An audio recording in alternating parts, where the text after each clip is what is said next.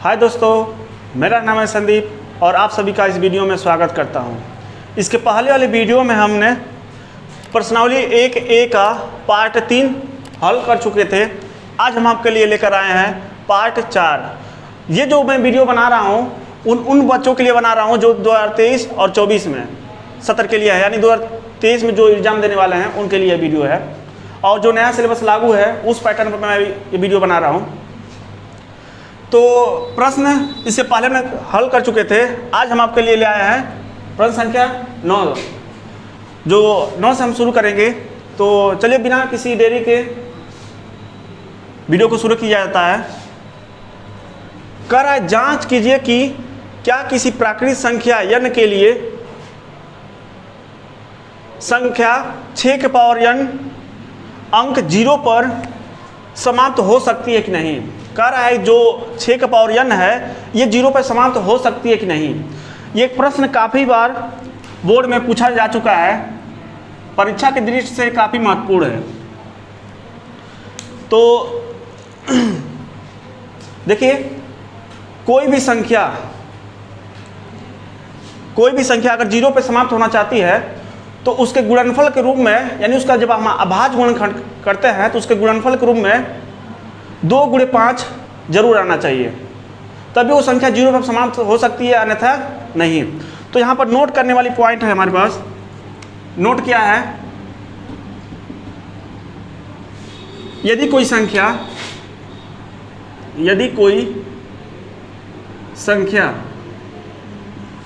0 पर समाप्त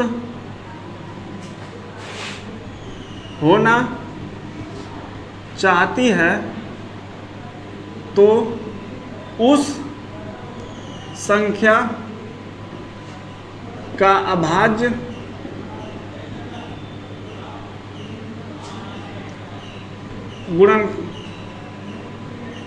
गुणनखंड समाप्त होना चाहती है तो उस संख्या का अभाज्य गुणनखंड करने पर गुणनफल रूप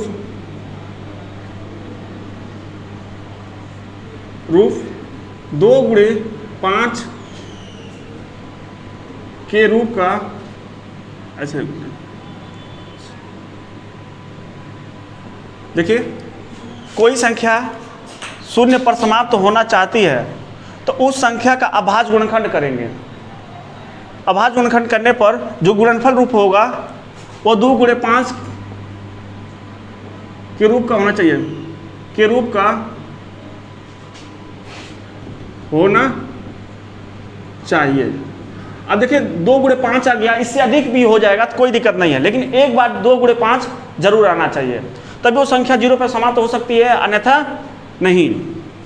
तो वही कहा, फिर से पढ़ते प्रश्न। जांच कीजिए कि क्या किसी प्राकृतिक संख्या n के लिए संख्या 6 के पावर n अंक 0 पर समाप्त हो सकती है कि नहीं। तो यहाँ पर देखिए, जो मेरा संख्या है, अंक है जो 6, उसका हम क्या करेंगे, अभाज्य गुणनखंड करेंगे और जांच करेंगे कि इसका अभाज्य गुणनखंड करने पर इसका 2 गुणे 5 के रूप का आ रहा है कि नहीं। अगर आएगा तो ये संख्या 0 पर समाप्त हो सकती है, अगर नहीं आएगा तो 0 पर समाप्त नहीं हो सकती है। तो लिखेंगे हल इसका, लिखेंगे 6 का अभाज्य गुणनखंड करने पर, तो 6 का अभाज्य गुणनखंड करेंगे तो कितना आएगा, 2 3 3 1। तो 6 का जो गुणनफल रूप क्या मिला, 2 गुणे 3। इसका देखिए गुणनफल रूप में जो मिला हमारे पास 2 गुणे 3, 2 तो आया है लेकिन 5 नहीं आया, दोनों एक साथ आना चाहिए। 2 तो आया लेकिन 5 नहीं आया, जो कि हमारे इस रूप का नहीं है। तो 6 के पावर जो n होगा वो कभी भी 0 पर समाप्त नहीं हो सकती। तो लिखेंगे संख्या 6 के पावर n 0 पर समाप्त नहीं हो सकती,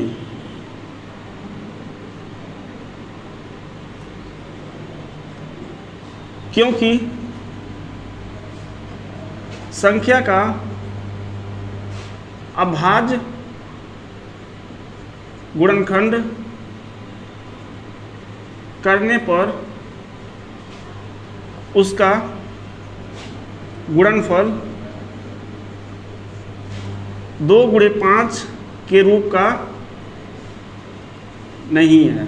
बस ये आपका क्या हो गया, रीजन हो गया। तो हमने कहा कि कोई भी संख्या 0 पर समाप्त होना चाहती है तो उसके अभाज्य गुणनखंड करने पर उसका 2 गुणे 5 के रूप का होगा, तभी वो संख्या 0 पर समाप्त हो सकती है, अन्यथा नहीं।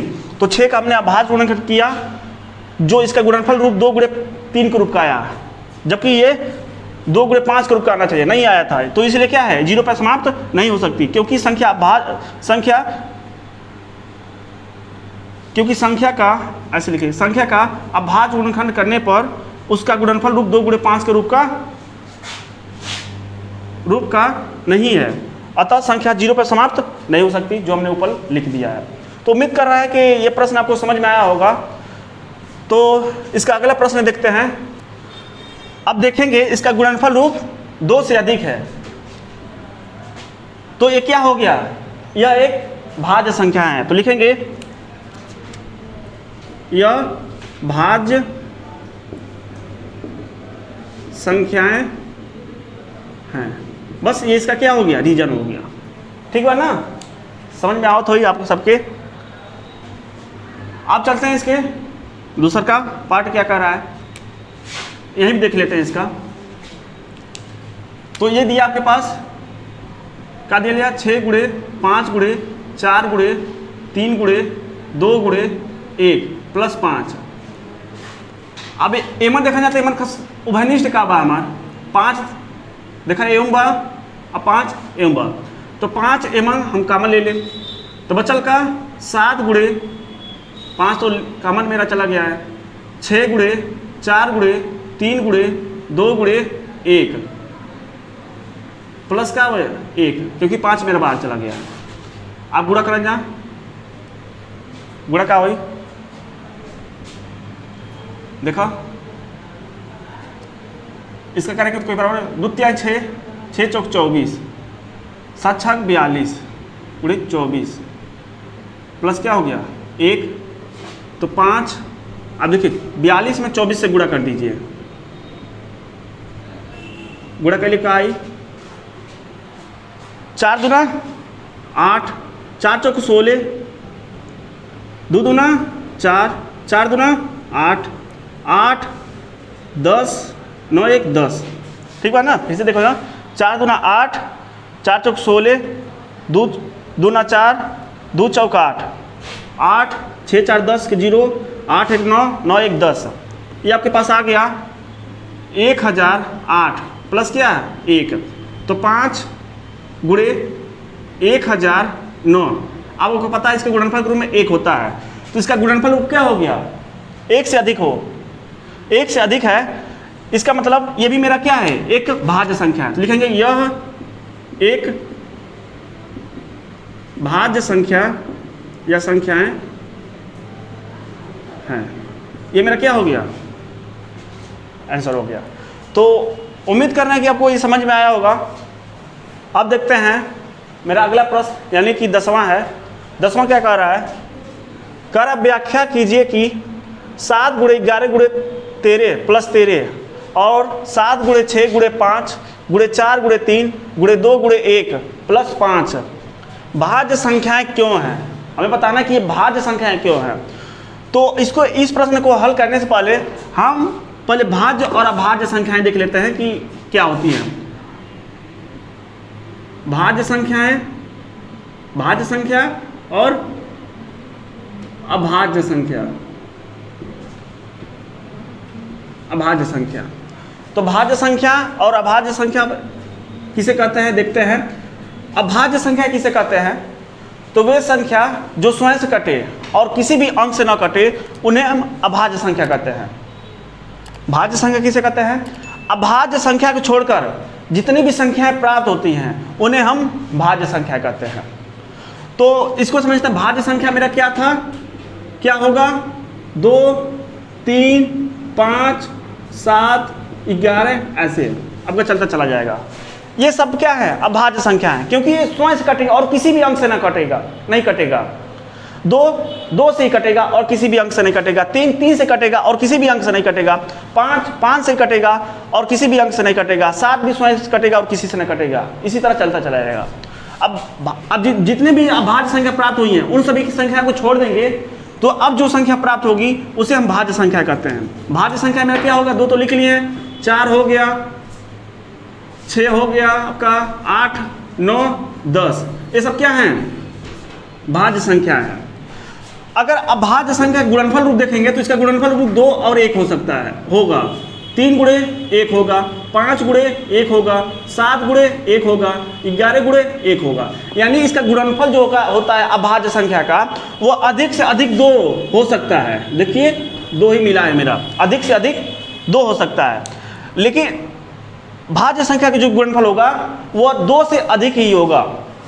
तो यहाँ पर 2 से अधिक क्या होगा, यानी इसको क्या लिख सकते हैं, 2 गुणे 2 तो 4 आ जाएगा। इसमें एक गुणा करेंगे तो देखिए 2 से अधिक होगा या नहीं गुणनफल रूप इसका। 6 का भी 2 से अधिक हो जाएगा। 6 का क्या होगा, 2 गुणे 3 गुणे 1, इसका भी 2 से अधिक हो गया। 8 का देखें तो इसका 8 या इसको सभी संख्या से विभाजित कर दीजिए तो 8 किससे विभाजित होगा, 2 से विभाजित होगा, 4 से विभाजित होगा और स्वयं से विभाजित होगा। तो ये सभी संख्या 3 से अधिक विभाजित हो रहा है और 1 से विभाजित होगा। या इसका गुणनफल रूप देख लें 8 का तो 2 गुणे 2 गुणे 2 गुणे 1, यानी 2 से अधिक गुणनफल रूप है ना। तो ये सब क्या कहलाएंगे, भाज्य संख्या कहलाएंगे। और जिनका गुणनफल रूप केवल 2 होता है, 2 से अधिक नहीं होता है, उन्हें अभाज्य संख्या कहते हैं। यदि अब आप बताएं अपने प्रश्न पर जितनी भी संख्या दी गई हैं, अगर मैं ये दर्शा दें कि इसका जो गुणनफल रूप है वह 2 से अधिक है तो हम कह सकते हैं कि नहीं कि ये जो है वो क्या है, भाज्य संख्याएं हैं। हम क्या करेंगे, जो संख्या आपको दी गई है इसका गुणनफल रूप जो है मैं 2 से अधिक दिखा दूं तो हम कह सकते हैं कि ये सब क्या है, भाज्य संख्याएं हैं। क्योंकि भाज्य संख्याएं ऐसी संख्या हो सकती है जिसका गुणनफल रूप 1 से अधिक होता है। तो हल करते हैं, पहले इसको दर्शाते हैं 7 गुणे 11 गुणे 13 प्लस 13। अब इसमें देखिए क्या कॉमन है, उभयनिष्ठ मेरा क्या है, देखिए 13 इसमें भी है और 13 इसमें भी है। तो 13 हम क्या करेंगे, कॉमन ले रहे हैं। तो 7 गुणे 11 यहाँ पर बचे, ये तो चला गया, प्लस क्या हो गया 1, तो 13 इसका 77 प्लस 1 इसका। अब देखिए इसका गुणनफल रूप क्या हो सकता है, चलिए गुणा 13 77 1 78। अब 13 गुणे 78 ये मिल गया। अब आपको पता है इसके साथ गुणनफल रूप 1 भी मेरा होता है। तो अब देखिए इसका गुणनफल रूप 2 से अधिक हो गया। जब 2 से अधिक हो गया तो ये बताइए ये मेरा क्या होना चाहिए, भाज्य संख्याएं हैं। देखिए यहाँ पर गुणनफल रूप क्या है, 2 से अधिक हो रहा है तो ये भाज्य संख्याएं हैं। लेकिन अभाज्य संख्या के देखेंगे इसका गुणनफल रूप 2 से अधिक नहीं है तो ये सब क्या है, अभाज्य संख्या है। तो लिखेंगे, अब देखिए 11वां प्रश्न मेरा है। आप लोग को देखकर ऐसा लग रहा होगा कि यार कितना कठिन प्रश्न बा, लेकिन बात कुछ ना है, एकदम आसान। देखिएगा आप सब, प्रश्न पढ़ते हैं। किसी खेल के मैदान के चारों ओर एक वृत्ताकार पथ है। इस मैदान का एक चक्कर लगाने में सोनिया को 18 मिनट लगते हैं, जबकि इसी मैदान का एक चक्कर लगाने में रवि को 12 मिनट लगते हैं। मान लीजिए वे दोनों एक ही स्थान और एक ही समय पर चलना प्रारंभ करते हैं, करके एक ही दिशा में चलते हैं। कितने समय बाद वे दोनों पुनः प्रारंभिक स्थान पर मिलेंगे। लगा थोड़ी कठिन लेकिन आसान बा, देखा जा। मान लीजिए खेल का मैदान है, ठीक बा, ये खेल के मैदान है और एक किनारे किनारे पार्क में जब लोग गए होंगे तो आप सब देखे होंगे कि इसके किनारे किनारे एक चलने टहलने के लिए एक स्थान छोड़ दिया जाता है। उसी स्थान की बात कर रहा है। अब यहाँ पर मान लीजिए हैं सोनिया जी और यहीं पर एक और हैं इनके साथ रवि जी, ठीक बा। अब इन दोनों में थोड़ा तालमेल होता है। क्या सब कहते हैं, ये सब दौड़ते हैं स्पार्क के चारों तरफ, सॉरी किनारे किनारे दौड़ते हैं। जब सोनिया जो है एक चक्कर स्पार्क का लगाती है तो एक चक्कर लगाने में यहाँ से सोनिया को 18 मिनट लगता है। सोनिया को कितना मिनट लगता है? 18 मिनट, ठीक बा। और रवि जब यहीं से चलना दौड़ना प्रारंभ करता है तो रवि 12 मिनट में ही दौड़ लेता है, 12 मिनट में अपना पूरा एक चक्कर कर लेता है। तो इन दोनों आपस में वार्तालाप करते हैं कि चलो ठीक है, हम दोनों एक ही साथ दौड़ना प्रारंभ करते हैं और देखते हैं कि कौन सबसे पहले इस स्थान पर पहुंचता है, कितने समय में। तो रवि ने कहा ठीक है चलो दौड़ा जाए। तो ध्यान दीजिएगा, जब दोनों लोग एक साथ दौड़ते हैं तो इन दोनों में कंपटीशन की बात चलती है कि पहले हम पहुंच जाएं। मान लीजिए यहाँ से यहाँ तक एक दौड़ हो रहा है और यहाँ पर कुछ लड़के खड़े हुए हैं और यहाँ पर आपको पहुँचना है और टाइम स्टार्ट कर दिया जाता है। तो यहाँ पर एक दूसरे को लड़ते भिड़ते यानी दौड़ते हुए पहुँचते हैं। तो यहाँ पर इनमें ये कम रहता है कि कम से कम समय में सबसे पहले हम यहाँ पर पहुँच जाएं। तो वही हाल यहाँ पर होगा सोनिया और रवि के साथ। तो सोनिया और रवि जब एक साथ दौड़ेंगे तो बहुत तेज से सब दौड़ेंगे और यही सोचेंगे कि हम सबसे पहले इस स्थान पर पहुँच जाएं। तो मेरा कहने का ये मतलब है कि यहाँ पर कम से कम समय की बात चल रही है, यानी न्यूनतम समय की बात चल रही है। न्यूनतम समय की बात चल रही है यानी कम से कम समय में पहुंचना चाहते हैं। जब न्यूनतम समय की बात चलती है तो वहां पर हम एलसीएम निकालते हैं और जब अधिकतम समय की बात चलती है यानी अधिकतम की बात चलती है तो वहां पर हम एचसीएम निकालते हैं। ठीक बा, ध्यान दीजिएगा, जब भी दौड़ कराया जाता है कहीं भी कैसे भी, तो वहां पर कम से कम समय में सब दौड़ना प्रारंभ करना चाहते हैं कि हम सबसे पहले पहुंच जाएं। तो वहाँ पर न्यूनतम समय की बात होगी सोनिया और रवि के बीच में। जब न्यूनतम समय की बात होती है तो न्यूनतम समय के लिए हम क्या निकालते हैं? एलसीएम। और अधिकतम समय के लिए हम एचसीएम निकालते हैं। तो हम क्या करेंगे, 18 और 12 का क्या निकालेंगे? एलसीएम निकालेंगे। जो मेरा आएगा वही मेरा क्या होगा? आंसर होगा। ठीक है, तो लिखते हैं हल में, लिख लीजिए। पहले जो दिया है उसको लिख लें। सोनिया को एक चक्कर लगाने में लगा समय बराबर कितना है? 18 मिनट। ठीक बा। रवि को एक चक्कर लगाने में, या में लिख लीजिए, में लगा समय 12 मिनट। ठीक बा। अब एक चक्कर लगाने में 18 मिनट सोनिया को लग रहा है और एक चक्कर लगाने में 12 मिनट रवि को लग रहा है। तो यहाँ पर न्यूनतम समय के लिए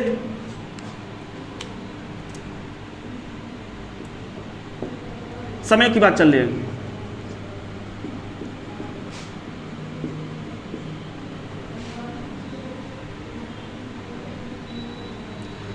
कितने समय बाद वे दोनों प्रारंभिक स्थान पर मिलेंगे? तो यहाँ पर मैं लिख रहा हूँ कोष्ठक में, समय, न्यूनतम समय है, ऐसे लिख लीजिए। न्यूनतम समय है, आप लोग समझ जाएंगे कि हाँ न्यूनतम समय के लिए यहाँ पर हम एलसीएम निकालते हैं और अधिकतम समय के लिए हम एचसीएम निकालेंगे। तो क्या करेंगे एचसीएम निकालने के लिए? 18 और 12 का अभाज्य गुणनखंड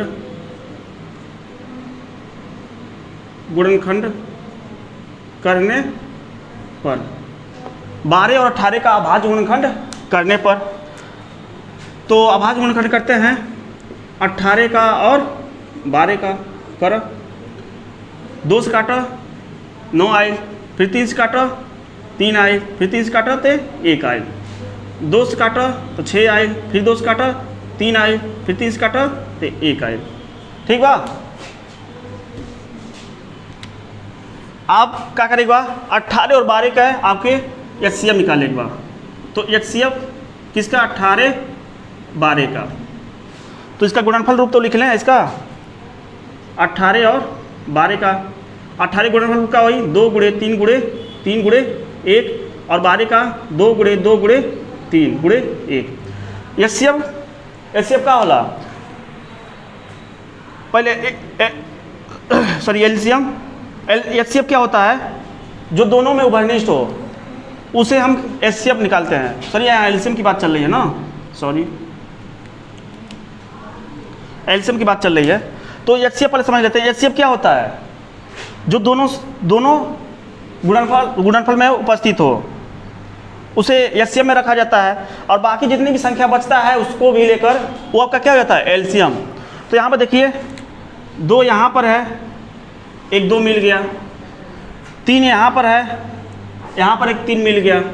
उसके बाद कौन बच रहा है, 3 और 2। तो 3 और 2 का भी क्या कर देंगे, आपस में गुणा कर देंगे।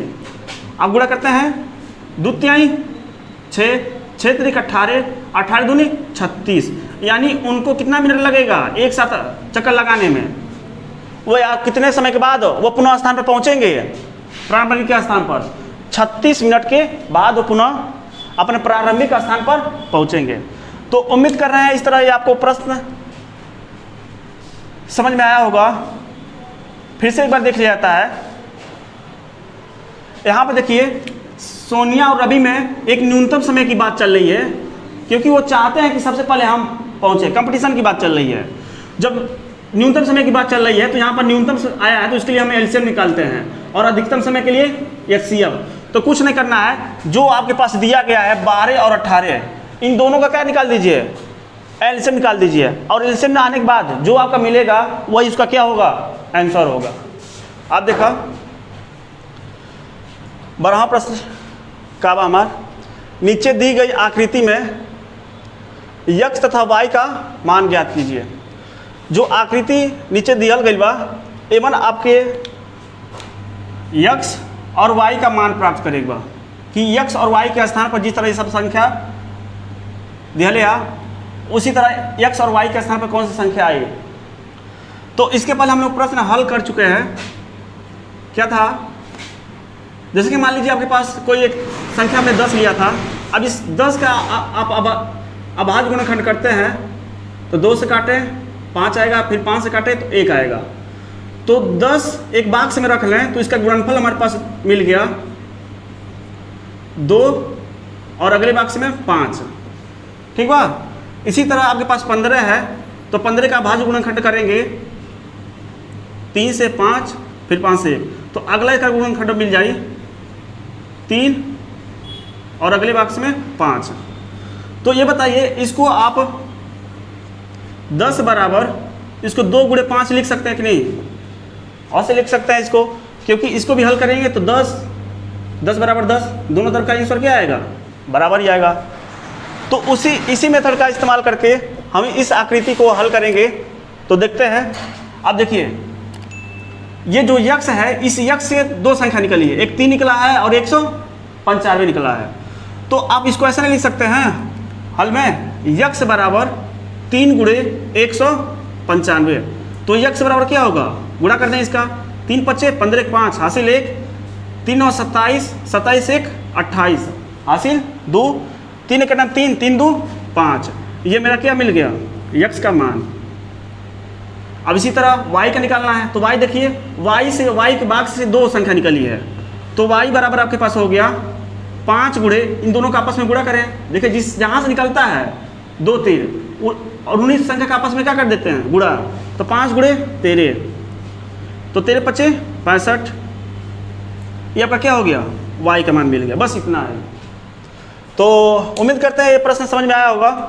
अब चलते हैं। अब देखिए 13वां प्रश्न क्या है। इस तरह के प्रश्न पहले हम हल कर चुके हैं। कर व्याख्या कीजिए कि क्वेश्चन में 7 गुणे 13 गुणे 11 प्लस 11, और 7 गुणे 6 गुणे 5 गुणे 4 गुणे 3 गुणे 2 गुणे 1 प्लस 3 भाज्य संख्याएं क्यों हैं। तो क्या करते हैं इसमें, पहले इसका देख लेते हैं। 7 गुणे 13 गुणे 11 प्लस 11, ठीक है ना, कोष्टक में हटा देता हूँ। अब इनमें उभयनिष्ठ मेरा क्या है 11, तो बची का 7 गुणे 13 प्लस 1, यहाँ से एक ही बची ना, तो 11 इसका करेंगे तो 21 ना 91 प्लस कितना हो गया 1, तो 11 गुणे 92 गुणे 1। अब एक देखें गुणनफल रूप 2 से अधिक है, तो गुणनफल रूप 2 से अधिक है तो यह क्या है, यह एक भाज्य संख्या है, ठीक है ना। इसी तरह इसका भी देख लें, 7 गुणे 6 गुणे 5 गुणे 4 गुणे 3 गुणे 2 गुणे 1 प्लस 3, ठीक बा। अब एवन उभयनिष्ठ यानी कामन का हुआ हमारा 3 कामन बा, तो बचेगा 7 गुणे 6 गुणे 5 गुणे 4 गुणे 2 गुणे 1 प्लस 1। अब एक गुणा कही देख बा, 3 गुणा करा 4 दूना 8, 8 पचे 40 गुणे 7 छक 42, फिर प्लस क्या हुआ 1 3 4 दूना 8, 4 चौक 16 0 प्लस 1, 3 गुणे एक जोड़ दो 16 81 गुणे 1।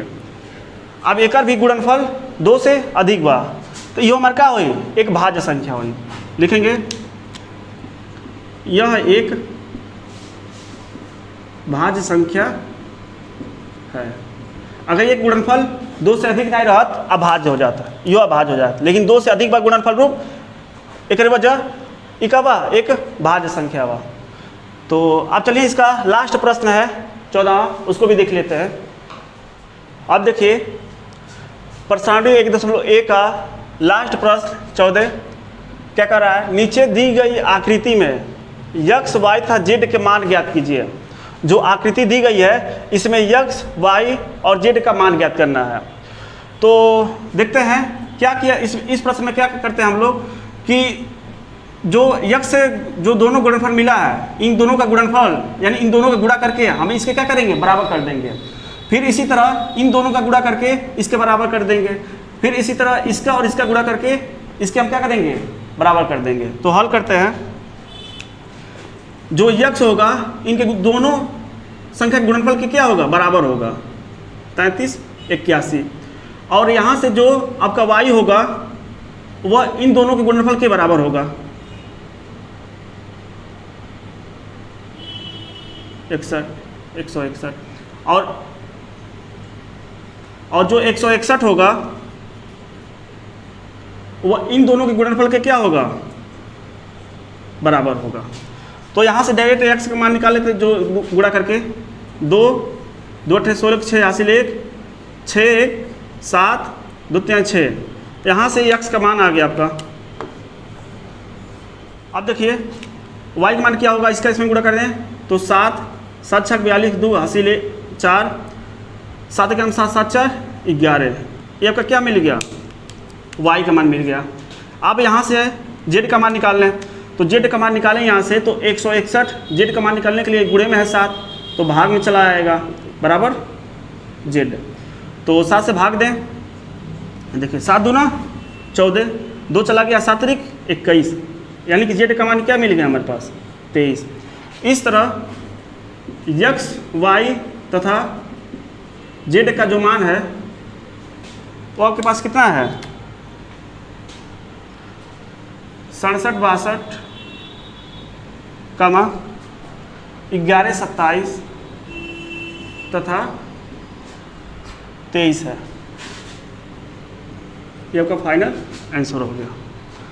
तो उम्मीद कर रहे हैं कि आज का वीडियो आपको पसंद आया हो। तो यदि आप हमारे चैनल पर नए हैं तो चैनल को सब्सक्राइब करें, शेयर करें और कमेंट जरूर करें कि आपको वीडियो कैसा लगा। मिलते हैं अगले वीडियो में, आज के लिए बस इतना ही। जय हिंद।